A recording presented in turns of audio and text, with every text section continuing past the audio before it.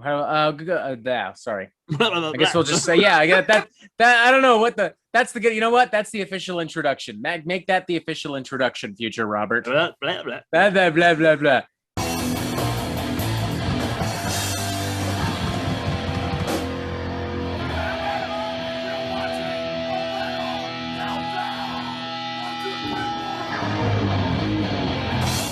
Good morning, metalheads of the internet, and welcome to a brand new episode of the Metal Meltdown. Today, we're reviewing every single Opeth album ever made, and we're doing it with quite possibly one of the biggest Opeth fans on the face of this fucking planet, Quest for Metal. By the way, y'all have Quest for Metal to thank for the mere existence of this video. This was not something I planned. He has quite literally nagged me about this for quite a few months. Like, when are we gonna do Opeth? At gunpoint. Yeah. Like, he's like, Mastodon was fun, but when are we gonna do Opeth? So here we are. How you feeling, Questy? I'm feeling erect, and that's what we want. Do I have to worry about like a little bulge popping up above the bottom of the screen? Oh, it's not that big. It's not gonna start poking up. I admire the honesty. I admire the blatant honesty. Ladies and gentlemen, y'all know the drill. We're going to look at every single studio album from this band. I don't care about EPs, live albums, compilations, demos. I don't think there's a lot of those to begin with Opeth, but a lot. Just in case there are, I don't care. We're focusing specifically on the studio albums in order of release. We will review them out of 5. That's it. I feel like it's self-explanatory, but there's always one motherfucker that doesn't get it, so here we are. And with that in mind, bear with me, folks, because I'm not the Opeth mastermind that Quest for Metal is. Let's start, obviously, with the band's debut album, which is, here we are, Orchid. That's there you go. Released May 15th, 1995 via Candlelight and Century Black Records. How do you feel about this little bad boy right off the bat? So, now this is going to be hard for me because I'd give everything a 5 out of 5, but we're going to try and stick to the rules. This is going to be really tough for you because you're just going to be like, yeah, it exists. 5 out of 5. 5 out of 5. But okay, right. I'm gonna go in your kind of guidelines, and we're gonna review it about 5. Like because when you do a 3.5, that doesn't mean it's bad. That's still a good album. I love it when people complain that I love when people give me shit for giving a 3.5 out of 5 because I'm like, it's good. It's a good album. Yeah. I don't know. Higher than a 2.5. That's good. Higher than a 2.5. That's where me and Anthony Fantano relate on a spiritual level because he'll be like, it's a 7, and everyone's like, and I'm like, it's good. That's good. 7 is good. Shut up. Y'all are just picky. Anyway, now in saying that, I'm gonna give Orchid straight off the bat. I'm gonna give it a 3.5. Seeing as though we talk about 3.5s. Because I do think a lot of the albums that come after it refine the sound more and develop on the sound more. Whereas this, I love it to pieces, but it's very raw. It's very, it's not amateurish. That's not the right word. They're in the infancy stage of Opeth, and it's still magnificent as like this kind of black metal kind of album, this proggy black metal album, because it's a lot more black metal than, say, from My Arms, Your Hearse onwards. They get more into the death metal side of things. But on Orchid, there's this very thick layer of like atmosphere, which you don't get on a lot of other releases aside from Morningrise. So like those two are the kind of early black metal, I'd say, period of the band. But I think Orchid is weaker songwriting wise. I still enjoy it a lot. I'd love to give it a 5, but we're going to try and be objective with this one. And it's just not as good, I don't think, in my opinion. The songwriting just isn't as good. It does sound like a lot of atmospheric black metal bands, just more proggy. And it's hard, man. It's hard. I want to give it a high score. But it's just like, you've betrayed your baby. I know, I've betrayed it.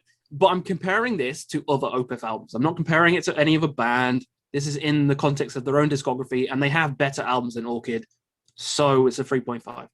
Still good. I love it. For me personally, I hadn't listened to this album for a very long time. So when I was re-listening to all of Opeth's stuff in preparation for this, it felt relatively fresh for me.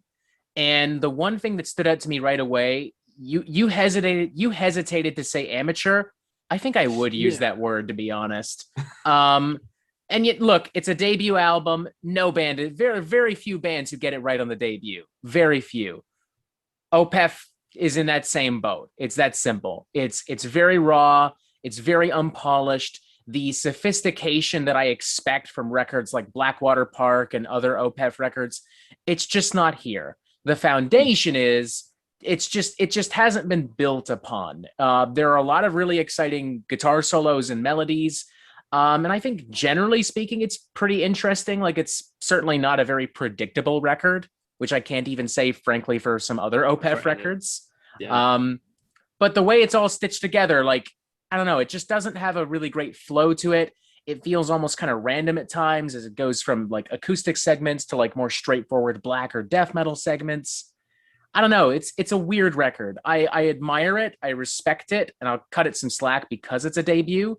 But me personally, I'd probably give it closer to a 2.5 out of 5. It's okay. That's fair. I could see you biting your tongue a little bit there, aren't you? It's okay. No, that's fair enough. It is. I didn't think you'd like this one or Morningrise. Oh, we'll get to that. But because it has a very, I don't know, early black metal-y kind of sound as opposed to the more death metal stuff. So I kind of understood that you'd give this one a 2.5. So that's fine. That's cool. You can definitely tell with this and Morningrise that like they're super into like maybe not so much Mayhem or Burzum, but definitely like some Celtic early Frost. Enslaved, definitely some Celtic Frost, because it is very raw and very grim. And I like that. And maybe if Opeth were to expand on that, that would be interesting. But with everything else kind of clashing against it, it's just not really working for me. That's fair. All right, I can still see him biting his tongue. This is going to be good. It's okay. Well, wait until we get to my favorites. Anyway, Morningrise is next, isn't it? That's correct. Released June 24th, 1996. Only a year later, Candlelight and Century Black again. And I put something on the community page today. Let's see where it is, because someone commented, and I'm going to ask you this right off the bat. This comes from a user named, apologies if I got your name incorrectly. Guilherme Jucozenio, again, apologies. He wants to know right off the bat, has Questy moved Morningrise to the first place? So what are your thoughts on Morningrise? No. The answer to that is no. My first place is still my first place. We'll get to that album. I love this album, though. I'll give it a 4.5 because it's not my favorite, and I don't want to give everything a 5. Now, this has a similar sound to the debut. So you're kind of thinking, Questy, you're giving the debut a lower score than this. They sound similar. Now, I think they improved massively on this one because the songs sound more beautiful. His singing is just so good on To Bid You Farewell. I love that. That's probably one of my favorite Opeth songs of all time. Out of any album, his singing on that, it almost brings me to tears at the end. Oh, I love it. And that's like a ballad for them. It's great, though. And then you have the Black Rose Immortal, which is like the longest song they've ever done. And I like long songs. I know a lot of people don't, but I love long songs. And that mixes death, black, acoustic. Like, he sings, he screams. It's everything on Black Rose Immortal. So that's probably my favorite, probably my second or third favorite Opeth song of all time. So right off the bat, there's two of my favorite songs on this album. Advent's Intense as Hell, Nectar's Intense as Hell, and Night in the Silent Water, I think he dedicated to, I don't know if it was his granddad or someone who died in his family, and it's a heartfelt song. So this album has meaning. It's a bit rough around the edges. Sure, it's kind of sounding like the debut, but I just think it improved tenfold. So for me, it's my second favorite Opeth album. It's 4.5. I mostly agree with you. I don't know if I'll go as high as a 4.5 out of 5, but fair, yeah. This is definitely a big improvement on the debut. It's still a little, as you said, rough around the edges, but I think it works a little better here because there's more, the lyrics are a little bit more emotional. You can tell that Michael, as a singer, as a songwriter, as a guitarist, is a lot more confident as well. The black, the deaf, the prog, it's a lot better balanced on this record. It doesn't feel quite as random. It's much more cohesive. It's much more effective. I do think in general it's maybe a little bloated at about 66 minutes long, but that being said, I'm not sure what fat there is to trim. Like, if I were to remove any song, I don't know what to remove. I wouldn't want to be the producer that's like, yeah, you need to cut that song, because I feel like you would lose a lot of what makes this record so effective by doing so. So I'm going to chalk that down to literally a personal nitpick. I would go with a 3.5 out of 5, but like a really enthusiastic one. Like, if I saw this in a record store and someone was like, should I pick this up? I'd be like, oh yeah, fuck dude. It's a really good album. Check it out. It's probably my favorite of this very early Opeth stuff. And it's, yeah, I don't know, just a really good album. I don't have much more to say about this thing. Hell yeah, Morningrise. We both like it. That's good. Nice. I thought you were going to hate it. I will admit, the very first time I heard it many years ago, it did nothing for me.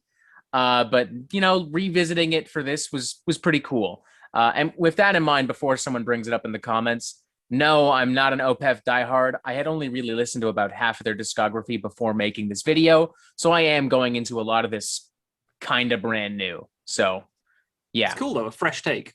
Yeah, it was actually really cool to do that. I mean, I was familiar with like the big albums like Blackwater Park and of course some of the more modern stuff, new ones. Yeah. But you know, stuff like Orchid and this album, it was like I either hadn't listened to it or it's been a very long time. It was really cool just to revisit this thing.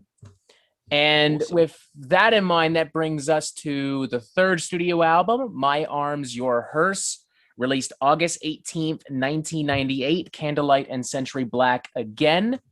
For me, right off the bat, I don't really have much to say about this album that I didn't really say about Morningrise.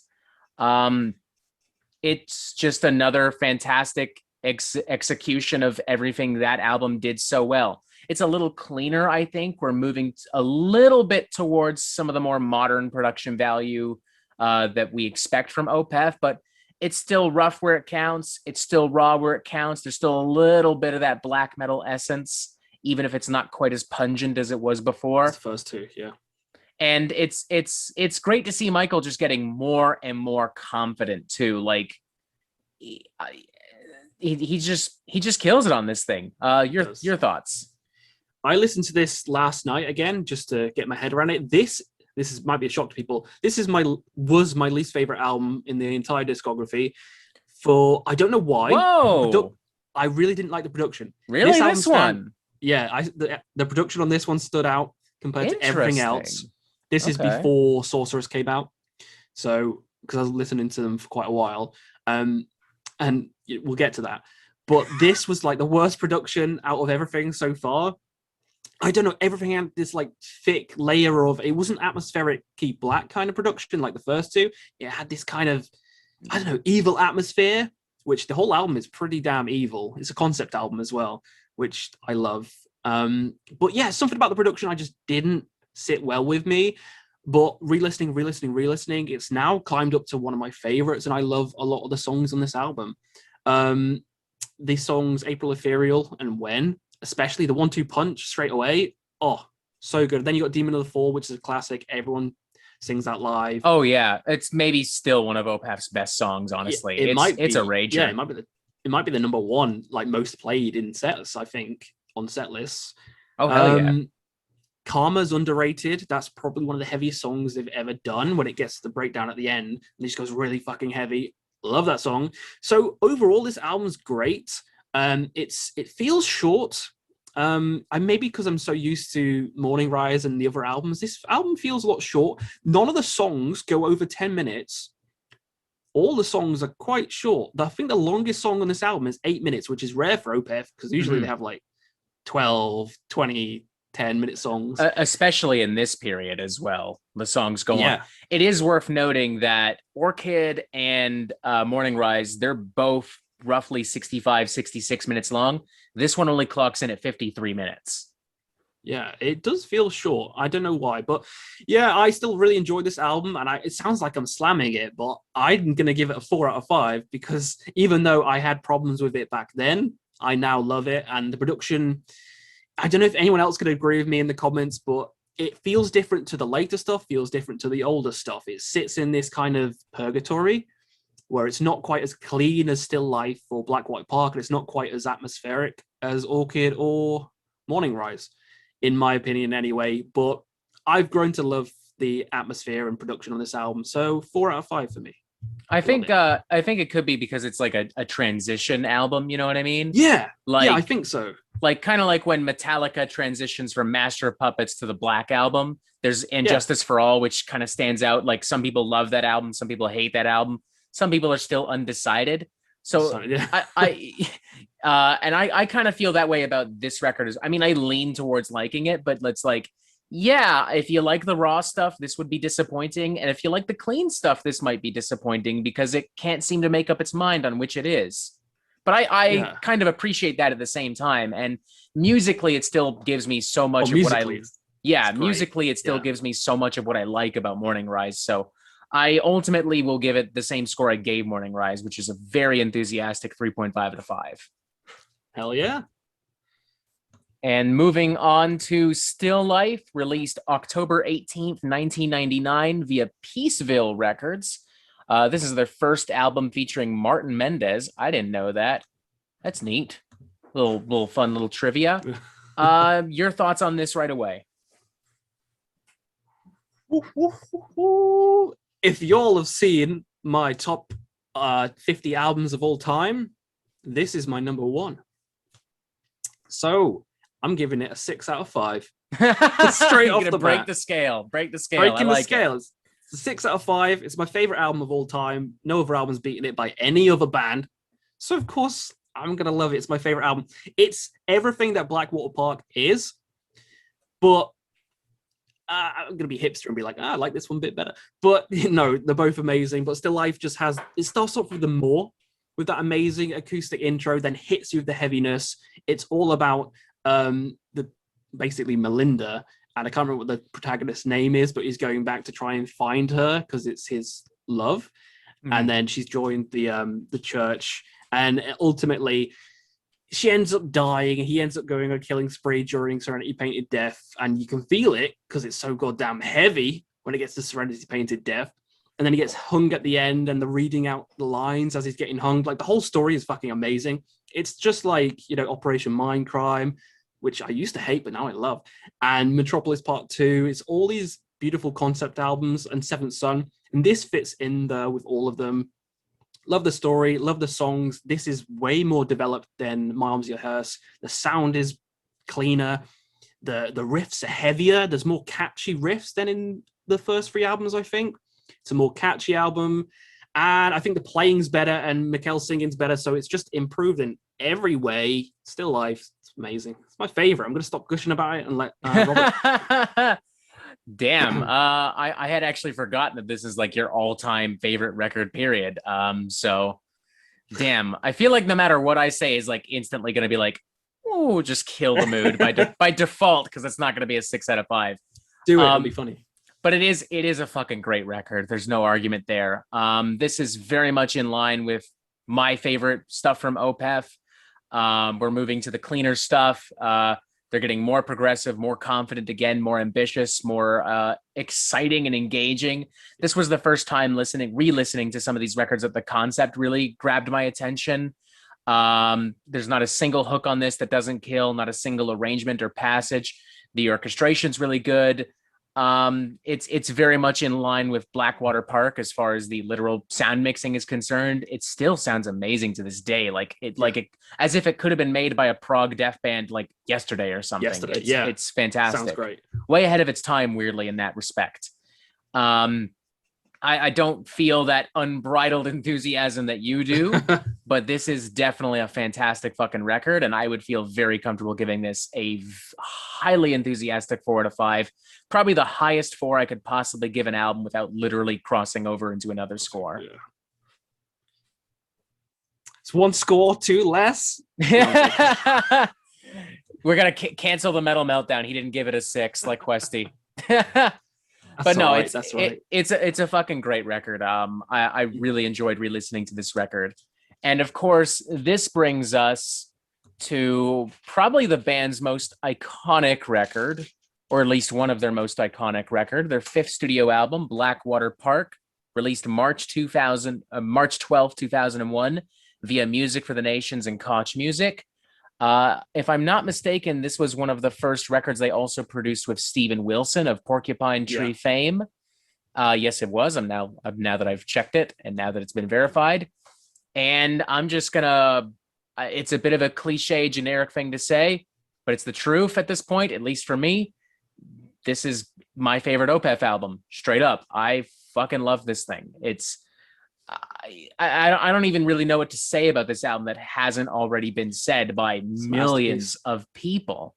It is a prog metal masterpiece. It feels as though the band almost had to make stuff like Orchid in order to get to this point. Like, there are clearly so many lessons that they have learned from that record and from others in regards not just how to write and perform music, but how to produce it, how to present it. And it's a culmination of everything that Opeth have done so well, everything they've learned. And it's amazing. I mean, there's not a single moment of this record that does not absolutely captivate me. Not only did I re-listen to this, but I have it on vinyl. I got it way back in March. And for those of you who don't know, Canada in general is kind of weird when it comes to vinyl because, like, you know, we're not as big of a market as the United States or Europe. So if you see it in Canada and you don't get it, it's gone. End of story. So I haven't seen, despite Blackwater Park being such a massive record, I had never seen it on vinyl in Toronto. So the moment I saw it, I got it, and I'm happy I did because, my God, it's just incredible. Listening to it on vinyl again for the first time in years was like magical. Weirdly, I don't know how else to describe. It could not have been more magical if like Mickey Mouse came down and Tinker and I don't know how to explain it. Like, it was just like fucking magic, man. It was some Disney style magic, and it was amazing. Came down. Is he dead? Is he like floating down from the heavens? Yeah, he was yeah. I don't know. Someone pissed him off. He pissed someone off, I guess. He listened to this record too loud. Yeah, it's like, what the fuck? The Jonas Brothers can't do that shit. No, yes. I love this thing. I really don't know what to say about this record that hasn't already been said. It's a 5 out of 5 for me. Yes. Okay, my turn. This is just as good as Still Life. Just as good. This is the album I think I heard first. Of course it is. It's mainly a lot of people's gateway into Opeth is Blackwater Park. I still love it. I still think it's just as amazing. My problem with it is I've listened to it too much. That's literally the only problem I have with this album. You killed the record for you. Yeah. I love it. Like, the sun sets forever over Blackwater Park. When it hits that fucking line, I just go crazy. I still love that song. Bleak, fantastic. Drapery Falls, the melody is soothing. Harvest, I've listened to too much, so I'm not. That's going to be one where I'm going to say I don't want to skip it, but if I had to pick one out, I'd pick that one out, and people would crucify me for that because that's like a classic. It's another one of my favorite Opeth songs. Actually, is a lot of people's favorite, but I don't know. I've heard it too much, so that's the only one. And the criticism on this one is so pathetic. It's like, I've heard it too much. It's overplayed. I'm going to be the fucking hipster in the room and be like, you know, is it as good as everyone says? Yes, but I played it too much, so fuck it. It's going to be 4.5. It's still almost a masterpiece. I've just knocked a 0.5 off because I don't want to listen to it again. That still translates to incredible on my scale, so I wouldn't worry. It's incredible. It's like this and Still Life. They're kind of like a stepping stone from Orchid to Morningrise.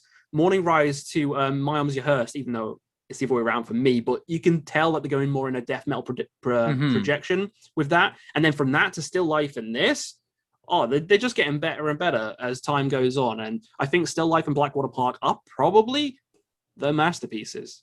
So yeah, Blackwater Park, 4.5 for me. Love it. It's cool too, because this album, even though Opeth had been around for a few years, this kind of cements them as like a major force, not just in like Swedish death or prog metal, but within 2000s heavy metal as a whole.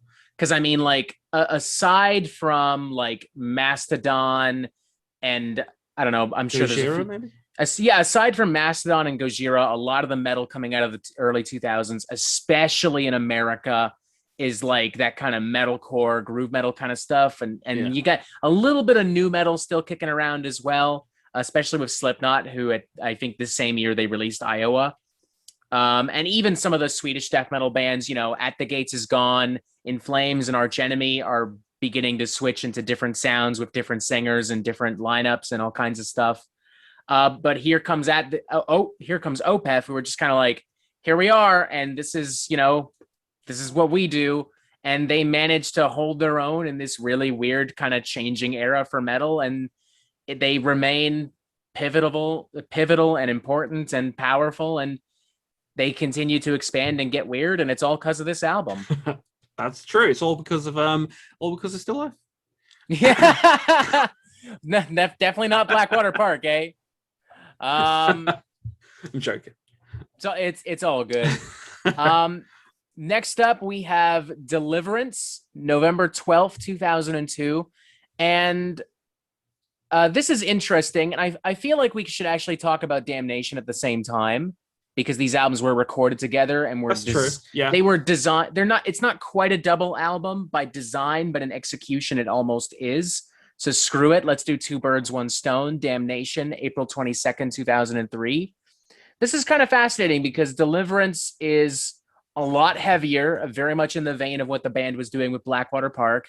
And then there's Damnation, which is kind of hinting towards what the band would do later on. Eventually, yeah. It's kind of fascinating in retrospect, because it was just like, oh no, this is just for this album. This is a self-contained kind of experiment, and it's pretty cool. It's not the heavy stuff, but it's cool. And then a few years later, Opeth is like, no, this is for real. This is what we're doing now. This is what we're doing now.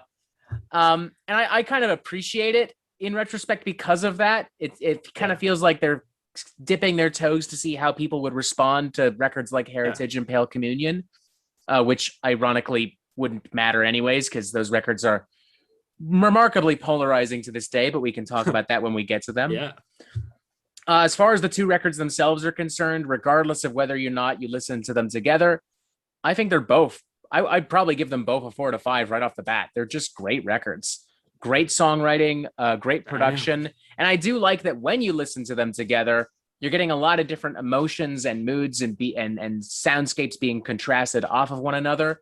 It's, it's like yin and yang. You can't have one without the other. It's Batman and the Joker. They exist together. They're going to be doing this together forever. And I don't know. I love it because of that. There's a kinetic, symbiotic relationship between these two records that I just find really fascinating. That's a cool word. Kinetic, symbiotic. It's like Venom's going to pop out. Yeah. I guess, yeah. It weirdly is in a sense. Like this just kind of latches itself onto you, and they latch each other together, and they're like, you're either into this or you're not. So fucking get used to it. Especially if you stick around for Opeth, because this is not going away. Absolutely not. So you're giving them both 4, is that right? Yeah. I'll give them both a 4. I think I'm not sure how Opeth fans really feel about these records, especially because clean vocals. Oh no, it's not 100% death metal. But it's I don't give a shit. And minor spoiler for Heritage. Heritage was my introduction to Opeth, so I never went into it with this attitude of like, oh, it's not death metal. I was just like, it's good. It's a good record. And that's this for me. Like, these are just really well-made, produced, executed records, regardless of whether or not they're full-blown metal. Yeah, doesn't matter what it is. If it's good, it's good. So, my scores. I'm going to split them. I'm not going to do what you did, because I preferred Deliverance by a little bit. So I'm going to give Damnation a 3.5 and Deliverance a 4. Mm-hmm. Damnation, I think it's one of my favorites, the clean side of Opeth, and it has one of my favorite songs on, Window Pane, which is amazing. So goddamn good. A beautiful song. That intro, amazing. Closure. What's the In My Time of Need? Where he kind of like repeats himself with that wavering voice. So good. I love Damnation. I will say it's over too quick, and kind of needs a bit of a change of pace. So I guess it is good to listen to them together. So then you get that kind of heavy side on Deliverance that you wouldn't get on Damnation. So I guess it is good to play them together. But for me, Damnation 3.5 for Deliverance, I think it works better as a standalone album because it has some quiet stuff on as well. A Third Judgment is a kind of, not ballad, but it's a softer song for Opeth. And for Absent Friends, has some softer side to it as well. It's not just heavy all the way through. Of course, it has Masters Apprentices and Deliverance and Reef, which are fucking some of the heaviest songs they've ever done. Yeah, but it also has I meant to mellow songs. I forgot to bring that up, actually. Those songs kind of blew my socks off first time I heard them. I was just like, because I mean, look, Opeth's a metal band, duh, but even by their standards, I was like, damn, heavy. This woo! Like, my God, it's getting hot in here. That's some heavy shit. It is heavy as shit, and it's probably the heaviest album. I'm going to say Deliverance is the heaviest album. I can't think of another album heavier than Deliverance, really. Yeah, sonically, I would say it's their heaviest. Which is also why I find Damnation so fascinating, because it literally is it's the light at the end of the tunnel. It's the light at the end of Deliverance's tunnel. So yeah, I can see your point of view on that. If I was going to score them both together, yeah, it would be a 4 for me. Deliverance is a 4, and then Damnation's a 3.5. If I'm talking about them, just listen to them one by themselves. That's what I'm going to give them. Sounds good. Moving on, that brings us to Ghost Reveries, released August 29th, 2005. This is their first record on Roadrunner. It's also their first not to be produced by Steven Wilson, at least since Still Life. And it's musically, it's still very much Opeth, but it's definitely a little different as well. You can definitely tell that the change of the label may have impacted a little bit. Roadrunner moving to a more commercial kind of hard rock label. I mean, I know in the 80s and 90s they did a lot of death metal, but nowadays their biggest band is literally Nickelback. Yeah, we're dealing with that Roadrunner, unfortunately. And you can definitely tell that maybe they're missing Steven Wilson a little bit, but all in all, I do think it is a really, really good album. It's, again, everything I've really appreciated and enjoyed about Opeth on other records. I don't think it's as memorable as Blackwater Park.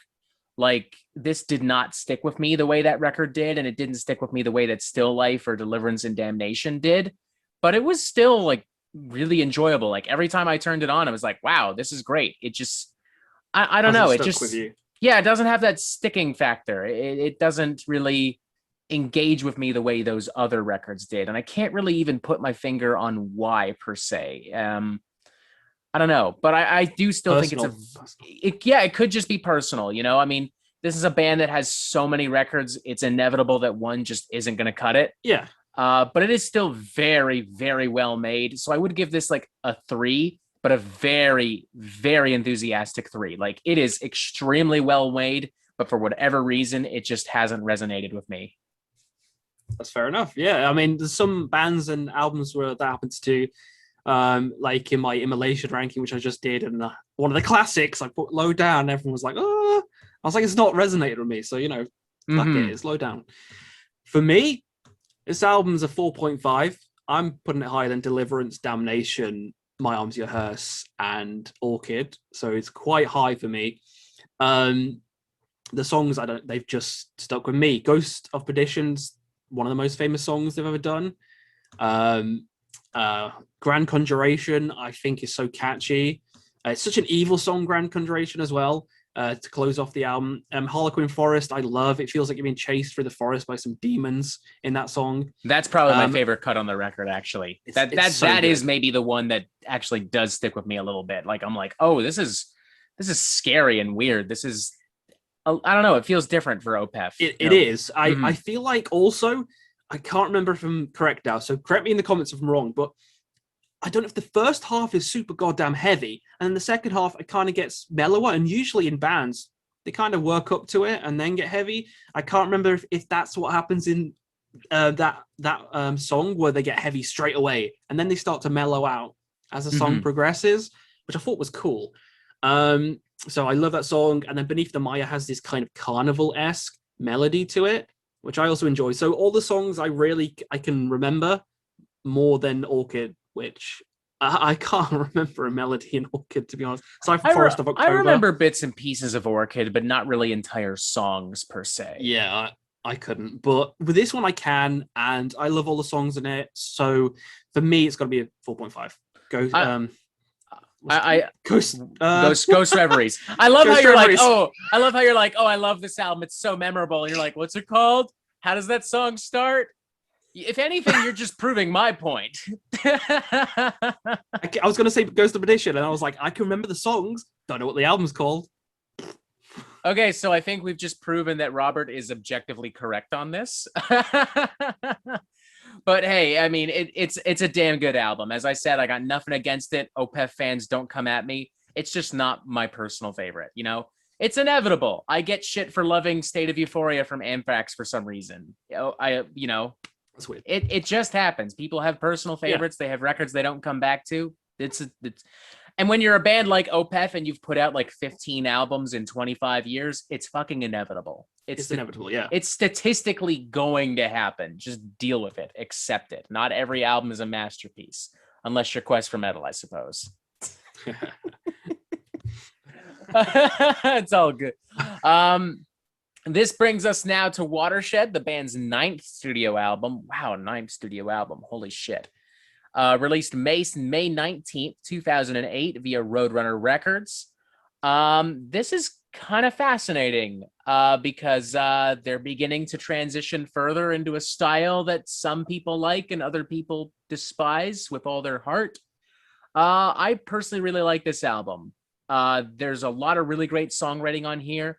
You can really tell that Opeth wants to move towards some more straightforward songwriting, towards more classic prog influenced material. They still love heavy metal. There's some pretty sick fucking grooves on here. The Lotus Eater in particular, my God. Oh, yeah. I've seen some wild mosh pits to Lotus Eater live, not exaggerating at all.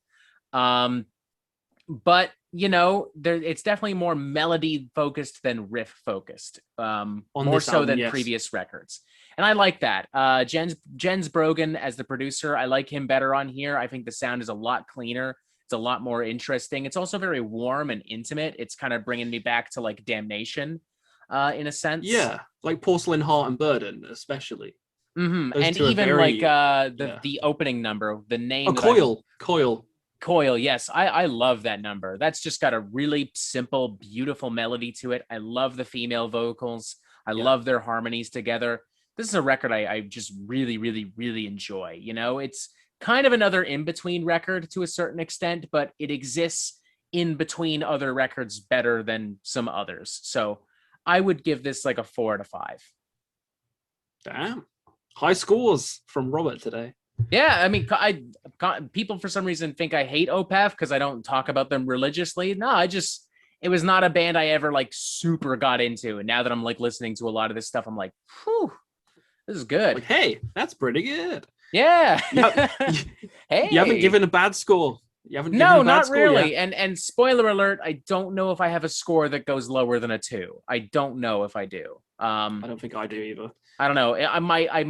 There might be one record where we'll see, depending on when we get to it. I'm undecided, but you know, Opeth is one of those bands where it's like, even their bad stuff isn't really that bad. Yeah, exactly. So we are on Watershed. I have to remember then. I'm not going to forget the names of them this time. Is this one a memorable record? It is. Porcelain Heart, Burden were two of the first songs I listened to alongside Blackwater Park. So this and Blackwater Park were the first 2 albums I listened to. So they both hold a place in my heart. But whereas I played Blackwater Park to death because it's better, Watershed didn't play quite as much. So I kind of like it more now, if you know what I mean. I've not overplayed it. I love how beautiful and like you said, it's a very melody focused album, and a lot of the tracks on here have beautiful parts as well as just heavy. Like Lotus Eater, Heir Apparent's really, really heavy. Hexomega's a weird one. I never liked that when I first listened to it, but now I'm really digging it, and that's such a cool song. And it kind of reminds me of like stuff on Heritage or Pale Communion and other albums like that. So this album again is kind of like a transitional album, just like My Arms Your Hearse was. to Still Life. This is a kind of a transitional album to Heritage. It's a bit more of a drastic change because Heritage just went, whoa, let's go jazzy and bluesy, but it's still there. It's still there. Breadcrumbs are in this album. You go listen to it again.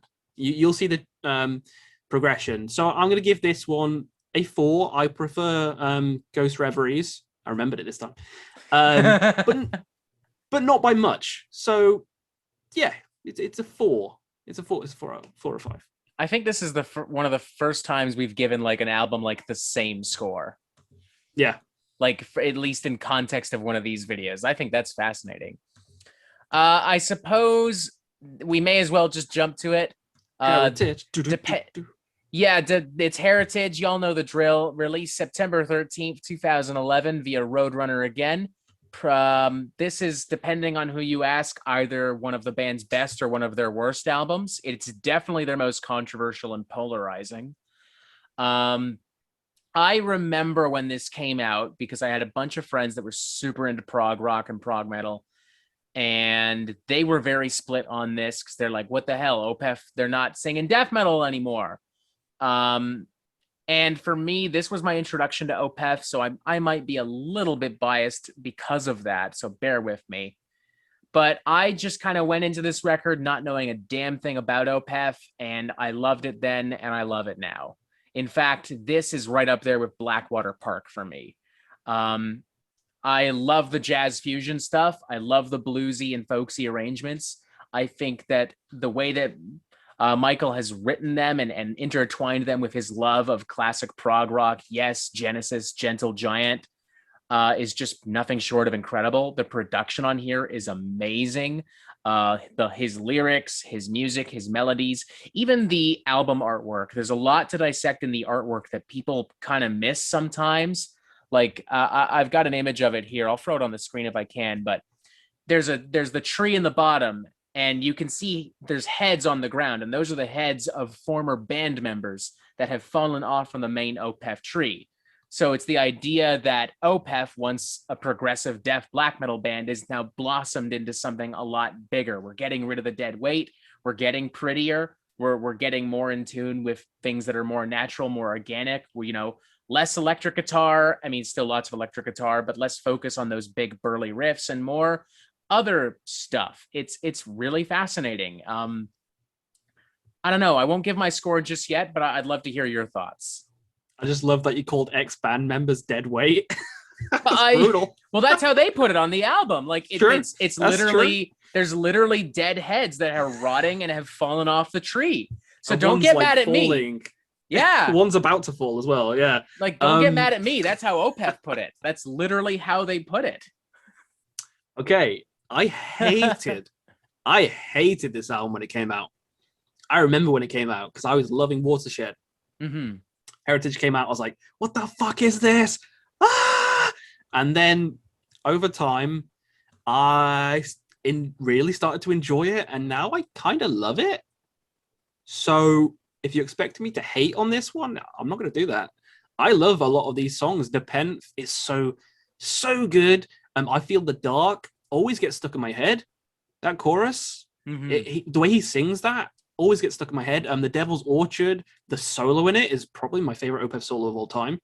It's very short, but it's to the point, and it's just like, yes, that's good. Doesn't need to be super long, super wanky. It's just beautiful guitar for 5 seconds or something, and I was like, hell yes. Honestly, I feel like a lot of prog rock and metal bands could learn a lesson from that one solo. You don't need 12 minutes of Dream Theater style wankery. It just needs to be good. That solo's short as it is amazing. And then Folklore to end it off is such a good song as well. I saw them on this tour where they pulled out acoustic guitar, they played I Feel the Dark, Devil's Orchard, Nepenthe, and ended it with Folklore, and it's such a good set. So you'd probably love that to see that set. I would have killed to see that. I remember they came through right around the time this album came out with Mastodon and Ghost. And this would have been a young Ghost, so hot off the heels of Opus Eponymous. So I saw them during that. You lucky fuck. That's a show I regret not going to in retrospect, but c'est la vie. What are you going to do? But yeah, overall, Heritage, really loving it now. The only downside I'll say is the song Sliver. I know is it for Lemmy or is it for Dio? It was for one of the greats who just died. I can't remember. Dio would have just died around that time, whereas Lemmy was 2016.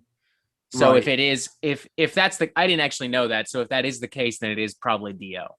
Yeah, it was dedicated to one of the metal greats. That one I could do without. Like, this is the only Opeth song I guess I could say. It's very different for Opeth. All the others are like, I like the folky stuff, the bluesy stuff, proggy. This one's like a short little rock song. Which like track is this again? Long. Slither. Yeah. Okay, hold on. I got the wrong album up. That's why I'm like, I don't recognize this song. From Heritage. Okay, yeah, okay, yeah. I had the Pale Communion track list up for a second, so I was like, oh, that's my own brain fucking with me. It's a good song, don't get me wrong, but for an Opeth song, it just lacks. But aside from nitpicking that one song, I still really enjoy this album. So I'm going to give it not as high as a lot of the other albums, but I'm going to give it a 3.5. I really enjoy this album now. So yeah, I'm not going to hate on it. I would probably go 4.5 out of 5. I do personally think it's on the same level as Blackwater Park as far as enjoyability is concerned. But you do bring up a good point. That is probably one of the weaker songs, if not the weakest on that album. So it's still good, but it still brings it down a bit. Yeah. But it is still a really good song. But yeah, my thing is that like a perfect album has to be perfect. No exceptions. Like there can't be criticisms or nitpicks. So unfortunately, that means this is not, at least in my eyes, a perfect record. But it is damn near close. Like this is an amazing album. I think in retrospect, this is also one of the most important rock or metal albums of the 2010s, because I think from here on, you begin to notice, whether they want to say it out loud or not, a lot of other prog metal bands are paying attention to what Opeth does from this album going forward, and they're venturing into softer territory. Yeah. And like Baroness does it, Mastodon does it, Yob to a certain extent does it as well. They're getting simpler, not quite as dramatic. Like maybe they don't want to say it out loud, and I don't expect them to, but this does kind of set the trend for a lot of prog rock and prog metal to come in the 2010s. And the fact that it is still so hotly debated, I think, just makes it they're like, you still get Opeth fanboys online bitching and moaning about it doesn't have they changed the sound. They took our sound. They took our sound. I know. It's like I think I could be wrong, but I could have sworn at some point that Michael did an interview where he was just like, yeah, I'm not listening to Morbid Angel anymore. I'm listening to King Crimson. So that's the kind of music I want to make. And that's what it comes down to. You know, he changed, and I think to some extent he changed for the better, at least as far as this album's concerned. Yeah, love the album. So yeah, we both love the album. That's good. No arguments here. That might change with the next album, because I don't know how you're a prog guy, so you might like the next one, but this is another album that's hotly debated, so we'll see. Do you want me to go first? Then? Well, in a moment, yes. For those of you who don't know, the album we're now talking about is Pale Communion, released August 26, 2014. I think a lot of Opeth fans had hoped that Heritage was going to be a one-off kind of thing, just like Damnation was. This was the point where people realized, oh God, that's not the case. I remember at the time, this is where they really started complaining, like, oh my God, it's not Morbid. He wasn't kidding. He's listening to King Crimson and not Morbid Angel. I'm curious to hear what you have to say. You seem very enthusiastic to get what's on your mind out. This is a 4.5 for me. I have this higher than a lot of other fucking albums. I'm curious to see how people respond to that too. This is the best. For me, this is the best of the newer stuff. This is the best of any of the clean albums. Better than Damnation, in my opinion. This is prog rock at its fucking finest. This is like King Crimson. This is like Deep Purple, Yes, and all those bands. I prefer it to Heritage because that was an experimental album, and I love that album. Very jazzy, bluesy, but this is prog rocks through and through. Every song is prog rock. All the songs are prog rock. You know, it knows what it is. There's long songs like Moon Above, Sun Below. that's like 10 minutes long. So they're doing long songs again. I love it. They got like a beautiful guitar, like river, goblins, cool. I mean, I think goblins on this album. I might be mistaken on that, but love all the songs in this album. Cusp of Eternity, so catchy. Yeah, I really love this album now. I don't know what to say. Loads of people hate it because, you know, they kept doing clean sounding, but I think they improved on Heritage, which probably disagree. But I think they improved it because they focused the whole album, and the whole album sounds similar. So I don't know. I love it. I think it's way more focused than some of the previous efforts. So I love it for that. And some people disagree. Fair enough. We all have opinions, and that's what these videos are good for, sharing our opinions. No, we all have to think exactly the same. Metal Meltdown is not allowed to talk smack about Lord of the Lost. No. He's not allowed to talk smack about Sanguisugabog. We're all supposed to agree. End of story. Or Fear Factory. Shame. Yeah, Dino Cesaris called me an asshole, and he's objectively correct.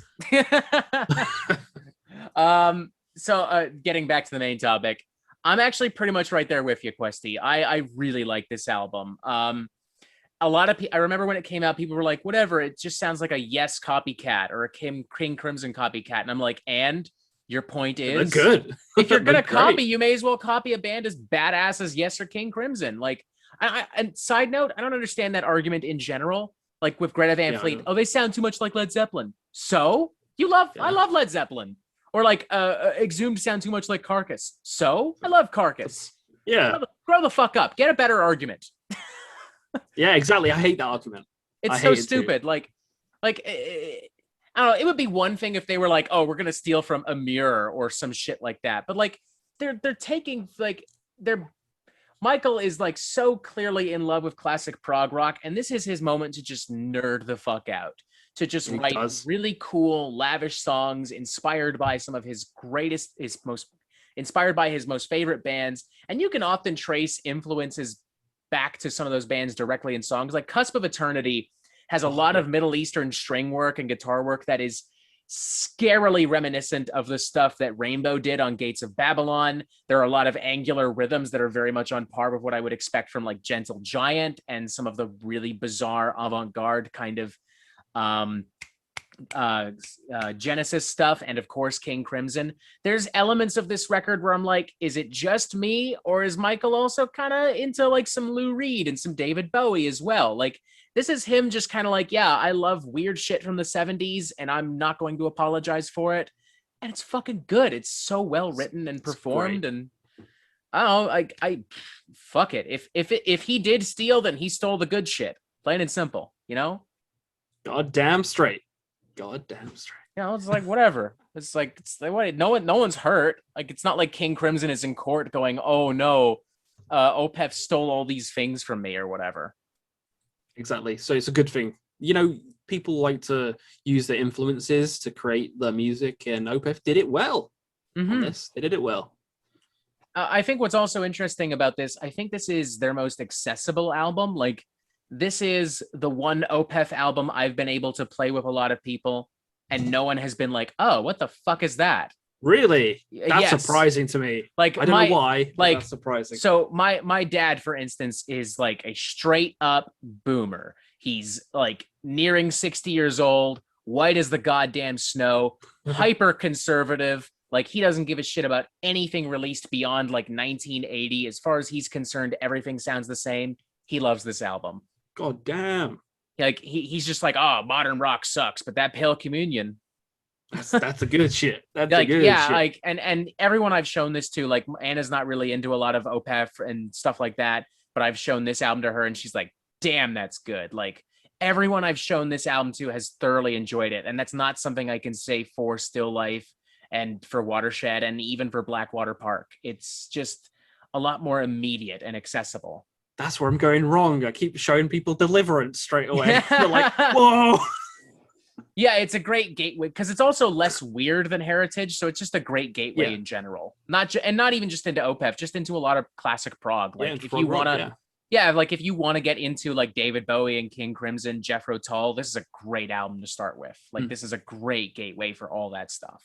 Absolutely. Absolutely.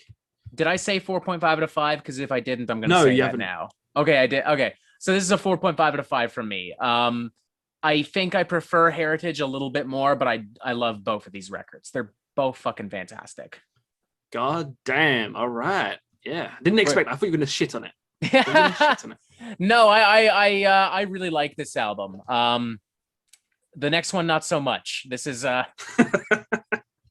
spoiler alert. Yeah. Look, it's inevitable when you release so many albums. Not everyone's gonna be a hit, but man, they really fucked it up on this one. Released shit in the bed. Sorceress, released September 30th, 2016, via Morderbolaget.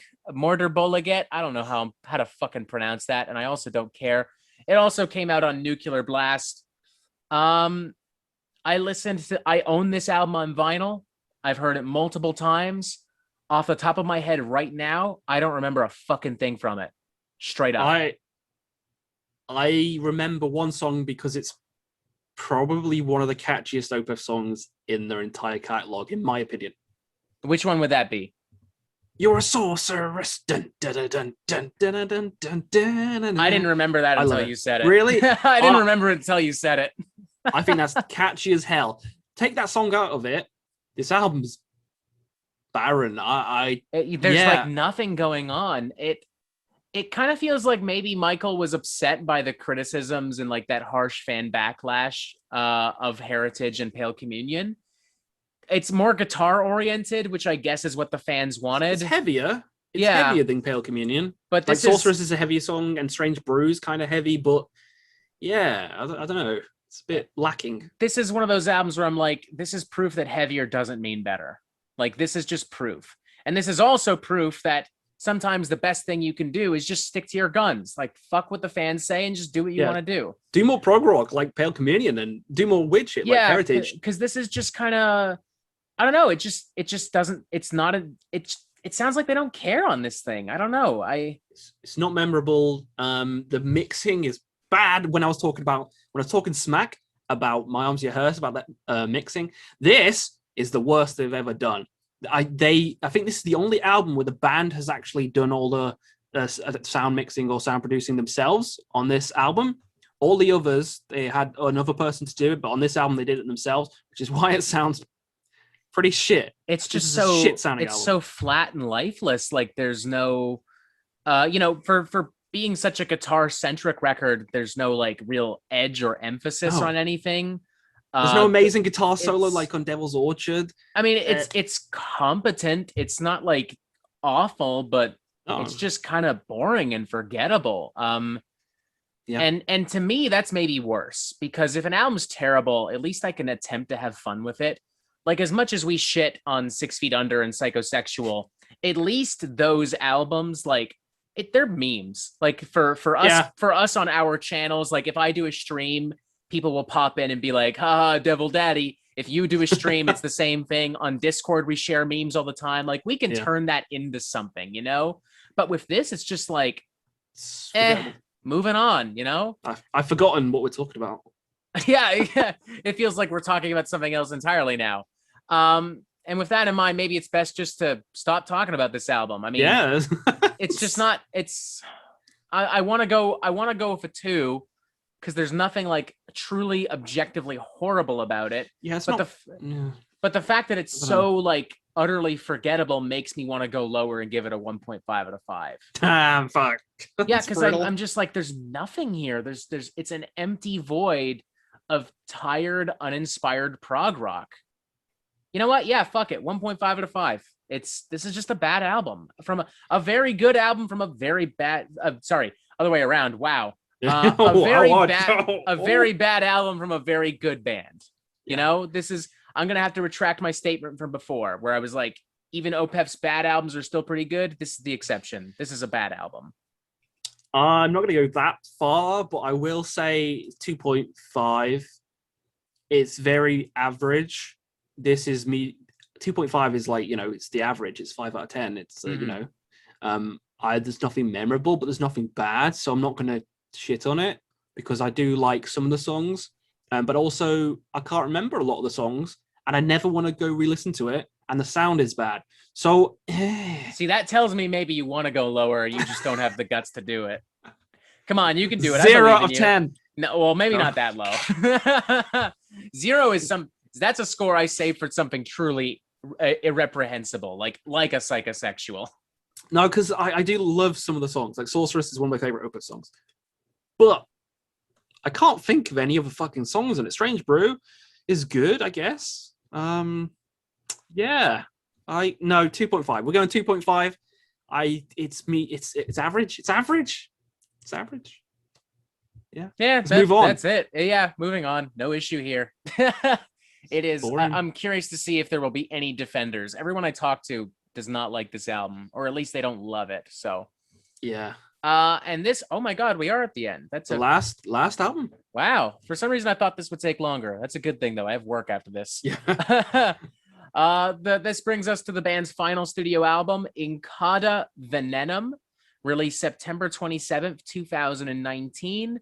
Via Mortar Bolaget, whatever the fuck. Once again, Nuclear Blast as well. Murder Diabolic. Sounds like an orc. I think I gave this a 3.5 out of 5 when it came out, and I stand by that. It's a lot stronger than Sorceress. I feel like this is what Sorceress wanted to do, but it actually has the fucking balls to go ahead and do it. Yeah. Like it is more guitar oriented. There are more riffs.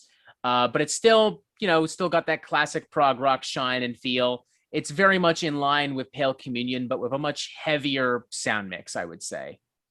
Yeah. For Incada Venom, when I did my Opeth ranking recently, this was last.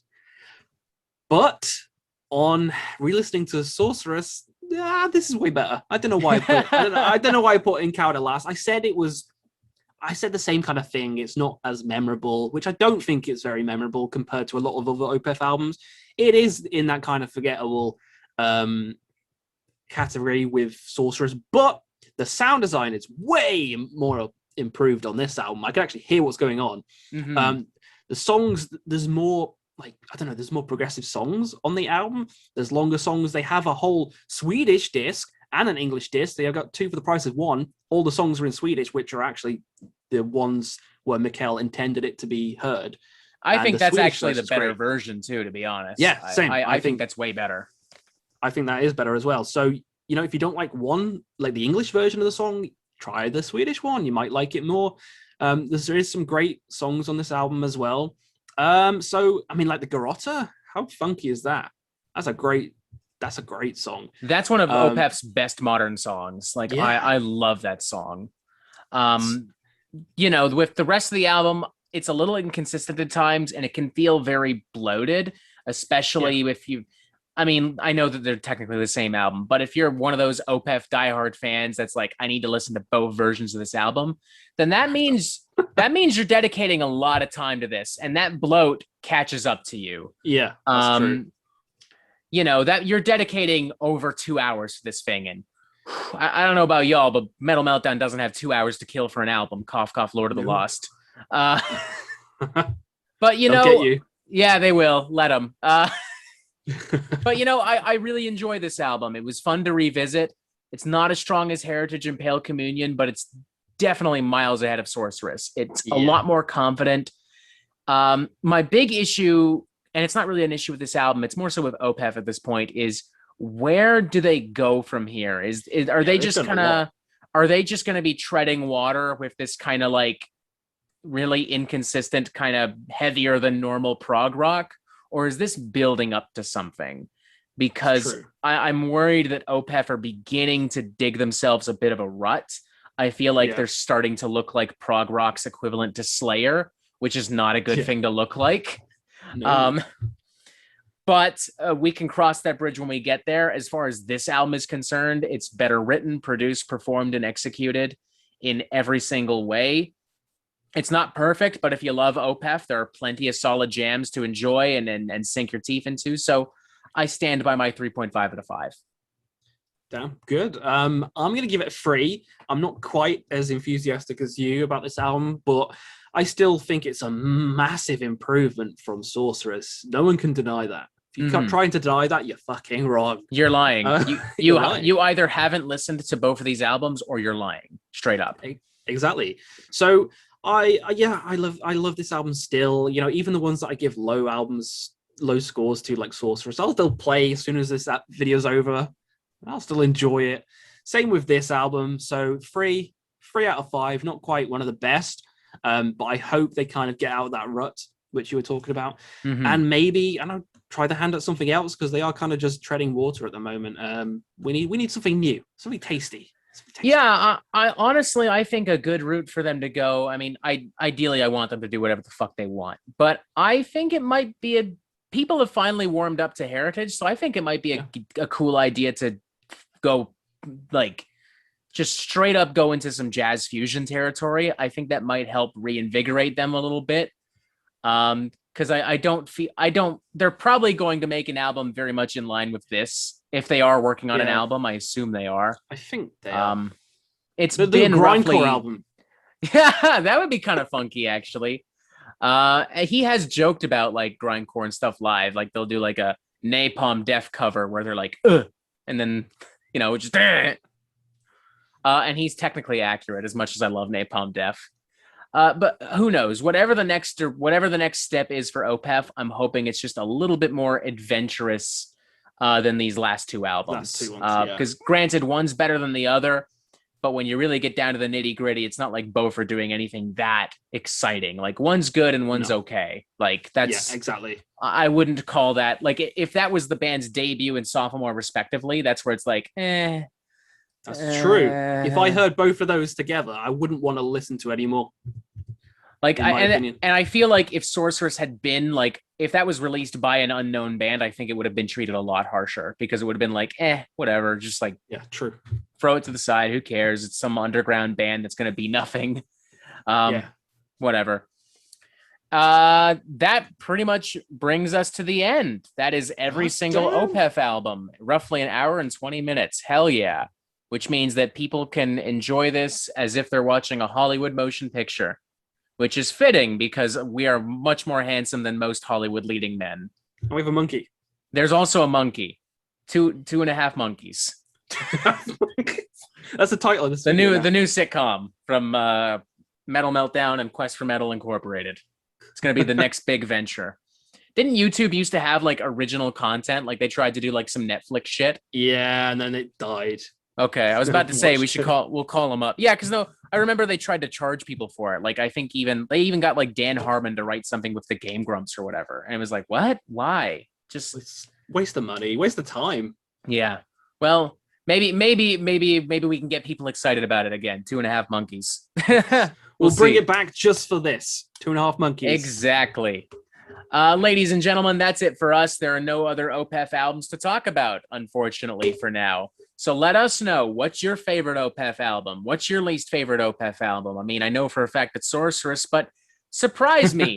Maybe it's Orchid. Maybe it's Life. Maybe it's Blackwater Park. Who knows, man? Whatever. Yeah. You do what you want to do. Subscribe if you haven't already to both myself and Questy's channel. I'm willing to bet you have, because we've got pretty similar audiences, but just in case. And as always, y'all have yourself a fantastic fucking day. Bye.